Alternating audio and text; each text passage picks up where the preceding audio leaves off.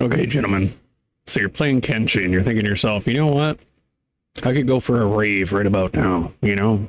Or maybe you're one of those LGBTQ kids. Who am I to judge, all right?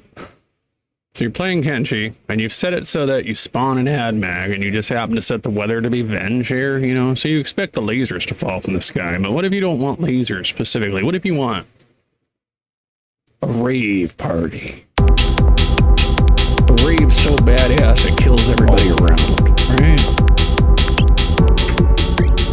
I thought that was like the dopest thing I've done today, and I wanted to share it with you guys. I probably could have made the laser spawn more often for the sake of the video, but it's pretty dope. I like it a lot. You can change the fire too if you want.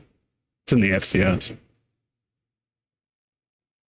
That was the only thing I could change before. I can probably show you how real fast too. So what we're going to do is we're going to get Notepad++. I got the portable one. And you're going to open up this file specifically called, well, Skybeam. Skybeam.pu. It's in their Steam apps, common Kenshi data particles scripts, and then Skybeam.pu, right? So this is the top of the file up here. So from the top of the file, you'll scroll down until you see your first sets of time color. These are the ones that set the color of the beam itself. These other ones down here probably do stuff too. There's more.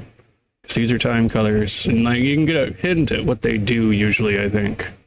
I just figured this out today, just a few minutes ago. Like this one's a emitter point beam, so that's probably the laser. So, you know, it starts off with the time code, and then these three are color, and this last one's the alpha, okay? So as you can see at 0, it's invisible with no color. Oh, goddamn train. I might have to just live with the train, but then at 1, it's no color, but still visible. I'm not sure how that works, but here we are. But I set it to rapidly change from like no color to red to blue, stayed blue, turned green, back to blue, and then turned red. That's pretty much what you saw. And you can do any combination if you want from 0 to 1. All right. I haven't had any luck changing the numbers. Every time I change the numbers, it breaks. I actually changed these two files trying to find this one, and I don't know what they do. No idea. If you have any idea what they do, let me know. I can't figure it out. If I figure it out, I'll leave a comment. If anybody sees this video at all. My stuff gets very few views. Nothing I can really do about that, you know. But that is effectively it, except for I wanted to show... I gotta close Kenshi to open up the FCS. Because you can open up the FCS.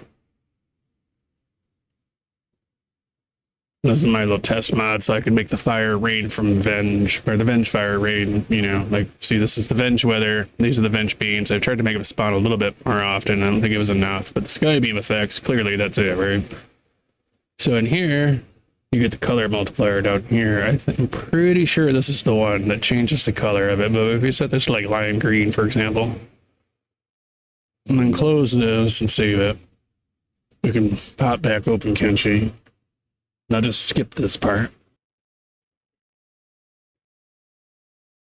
But as you can see, that was the correct color change for the ground portion. But you have to choose a solid color for that one. I don't know if you can make it be different. I haven't figured that part out. But it also changes the smoke that comes up off it, the fog volume. So it changes the fire and the fog volume. I thought that was pretty cool too.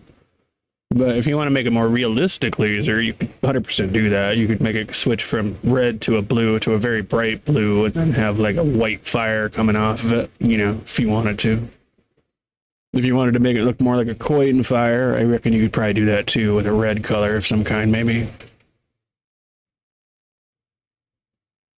But yeah, I just wanted to share that. Have fun, gentlemen. All right, and then one last super crucial detail, right? So a Notepad++.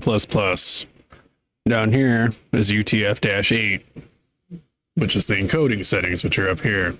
So you want it to be the one that does not say bomb. Bomb is bad, okay? Bomb puts stuff at the beginning and the end of the file that the engine can't read. It'll just loop on it. Stuff like that happens, right?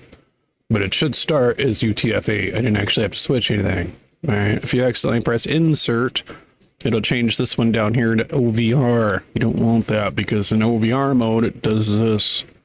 When you type, it just replaces. You don't want it to replace.